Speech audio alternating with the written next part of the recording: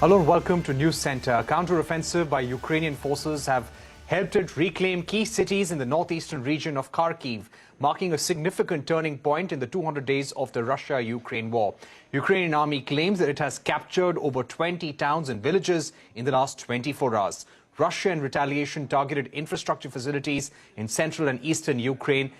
There were reports of blackouts in several cities in eastern Ukraine, potentially impacting millions of civilians. Ukrainian President Zelensky denounced the attacks as deliberate and cynical, said that they were acts of terrorism. The Russian leadership has so far remained silent on the defeats it has suffered, with no comment coming in from President Putin or Defense Minister Shoigu. However, a Chechen leader, a key ally of Putin, has criticized the Russian army's leadership after it was reportedly caught off guard in Kharkiv. The Ukrainian Defense Ministry said that Russia has ordered the withdrawal of its troops from all parts of Kharkiv, which lie to the west of the Oskil River. Let me go across to Ruslan Bortnik, head of the Ukrainian Institute of Politics. Bodhan Nahaylo, chief editor of Kyiv Post, will be with us, and we will also be joined by Kyrylo Loukereko, Ukrainian journalist, and he will be giving us a situation on the ground. Bodhan, let me ask you, how significant are these developments over the weekend? Here you have the Ukrainian Defense Ministry claiming that they have managed to regain key territory in the Kharkiv region, the town of Izium, 20 villages in 24 hours. How significant a victory is this for the Ukrainian forces? Well, let me say that this is part of the game changer that we've seen in recent weeks. The launch of the Ukrainian counteroffensive has taken the Russians by complete surprise, because they expected it in the south, because all the emphasis was on Kherson, which is just to the north of Crimea. In fact, the Ukrainians made a kind of sortie, a dummy sortie to the south, but actually went to, if you want, take the pressure off the second largest city in Ukraine, which is Kharkiv. So the emphasis here is on the game changer element. Look, what has changed? The resolve of the Ukrainian people hasn't changed. They've been defiant. 200 days they have withstood this barbaric Russian attack. On the other hand, the very precise, long-range weapons that Ukraine is receiving in considerable volumes from the West has made a significant difference. It means that the Ukrainians have been able to take out targets, ammunition supplies, bridges, strategic strongholds of the Russians from a great distance and not suffer damage themselves. They've managed to attack Crimea. Russians know that Sevastopol is in danger, the bridge linking the mainland and Crimea is in danger, etc. So there is panic. And even though Putin and his spokespersons are not talking about this, though they had a meeting over the weekend where Putin gave instructions to attack infrastructure, hence the attacks on electricity, power lines, etc. In effect, the propagandists on TV are already lamenting the fact that they are losing, that they have no explanation for the fact that the second most powerful, as they declare themselves, military force in the world is 201 days on the retreat. Final words here. It's not over by any means. It's not over by any means. But this is not the end, but this could be the beginning of the end. This could be the beginning of the end. Strong words there, Bodhan. I'll request you stay on with us. Let me also get in Ruslan at this point. Ruslan Bortnik, do you believe it will be too early to call this a turning point in the war? We don't know, hello friends, but I can say that we see nowadays the big struggle for the military initiative in Ukraine, because more than 200 days Russia tries to advance Ukrainian territory, and Russia choose the place, the date when for the new battles.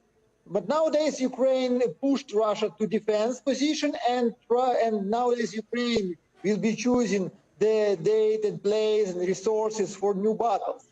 In this situation, when the battle line is very long, more than 1,500 kilometers. It's very important because no one side has a strange and absolutely fulfilled battlefield.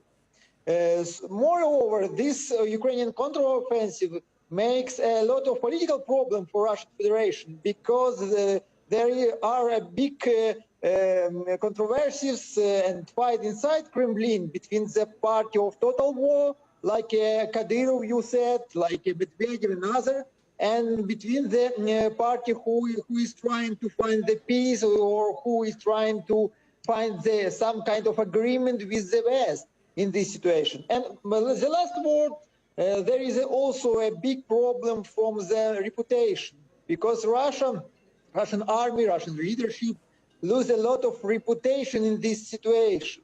The main thing for Russia state building is the symbol of power. And nowadays, near the Kharkiv, this power was broken, and this is a big problem for Russian leadership in general. Right. So you're saying that the losses in Kharkiv are a setback for Russia's reputation of their leadership as well. Let me see if I can go across to Kyrylo at this point, a Ukrainian journalist who is with us.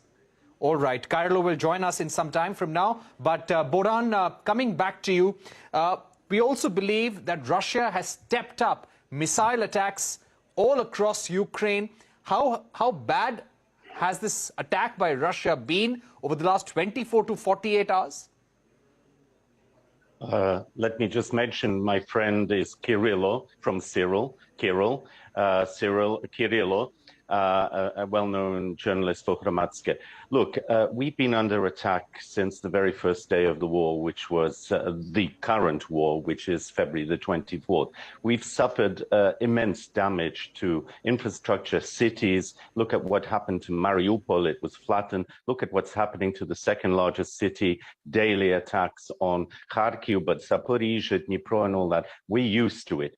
Look, the point is that terror, this throwing missiles from behind bushes. This is the tactic of a coward. Yes, and they've run out of high precision missiles. They have some in reserve, but by and large, they're using old from before, many of which are not reaching that, some of which are exploding.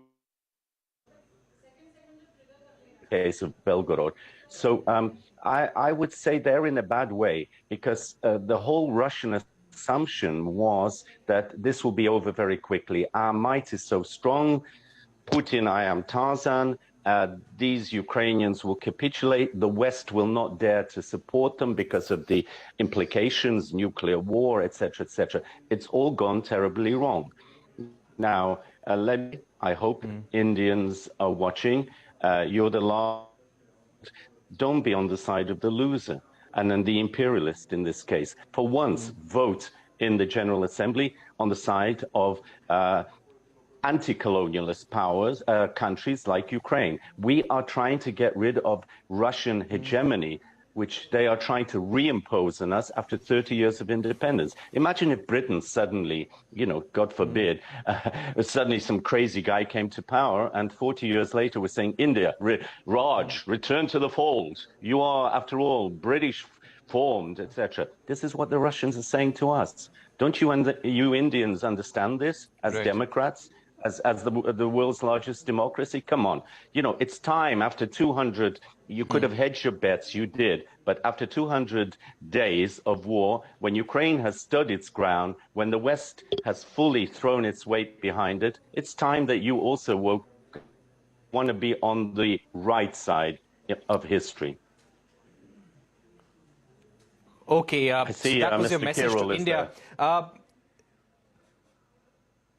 All right. Let me also go back to Ruslan at this point. Ruslan, we're also getting to know that an S-400 system was also destroyed by Ukrainian forces. How well equipped are they positioned for the next few weeks?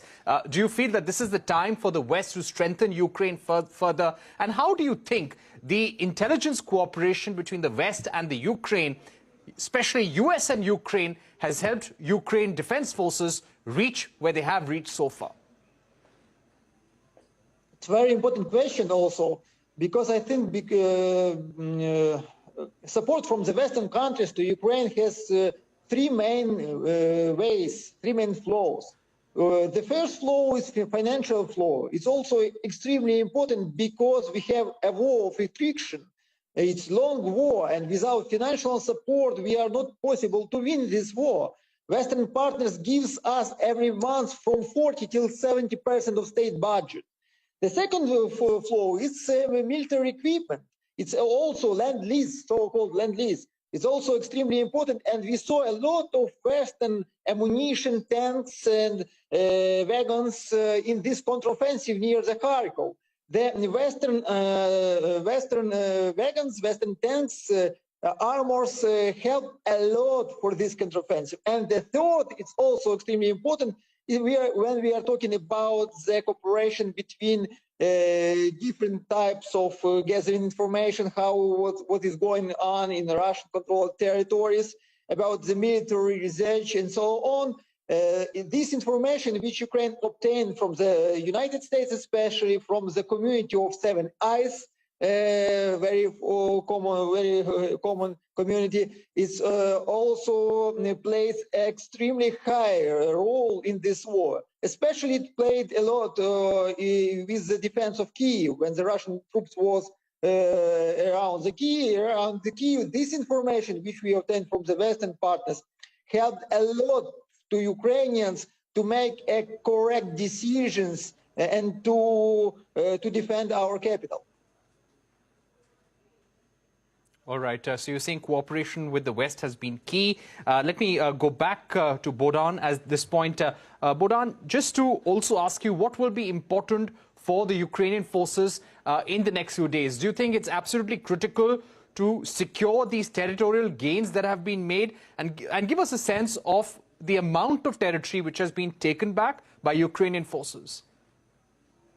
Well, according to British intelligence, the amount of territory that has been regained in the last 2 or 3 days is larger than Greater London, which is a huge amount. Remember, Ukraine is Europe's largest country. It's bigger than France or Germany. So we're talking about large areas.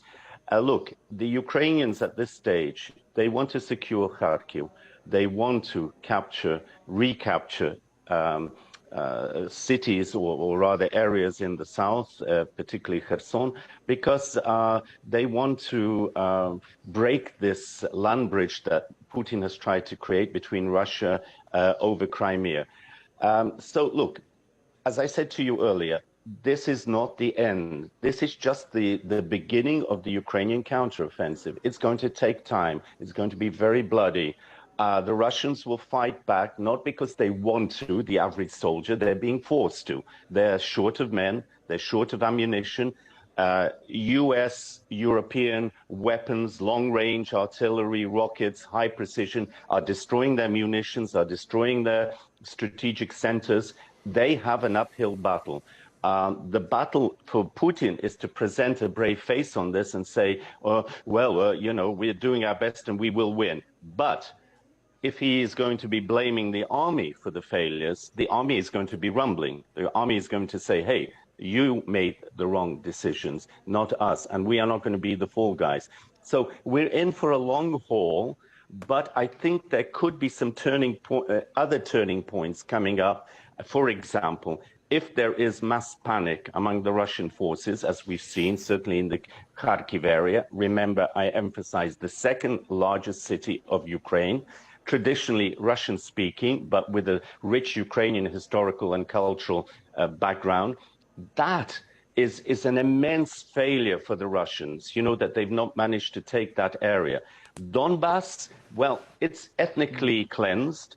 The pro-Ukrainian elements have left a long time ago. It's been stripped of its assets, so it's a kind of a wasteland. So for the Ukrainians, militarily, symbolically, it's important to regain that, but it's not the prime objective. The prime objective is to cut off Crimea, retake Crimea eventually, and to make sure that the Russian system implodes, that the Russians themselves eventually, there's very little sign of it, say enough. You know, this is far too great a price. And look, we are the outcasts in the world, and we failed. We failed. Our weapons have failed. Our diplomacy has failed. Our message, our cultural message has failed. Who are we Russians? A bit like Germany in 1945-46. Time to sort of regroup and reflect. All right, Bodhan Nahaylo and Ruslan Bortnik, thank you very much for joining us. So you summed it up well, that the prime objective of the Ukrainian forces is to retake Crimea and make sure the Russian system implodes. Thank you very much for joining us here on News Center, giving us your view on the strong counter-offensive by Ukraine over the last 1 week or so. We're going to take a short break, but don't go anywhere. When we return, we catch up with the Andhra Pradesh Commerce Minister to discuss the state's investment blueprint. Don't go anywhere, that interview coming up.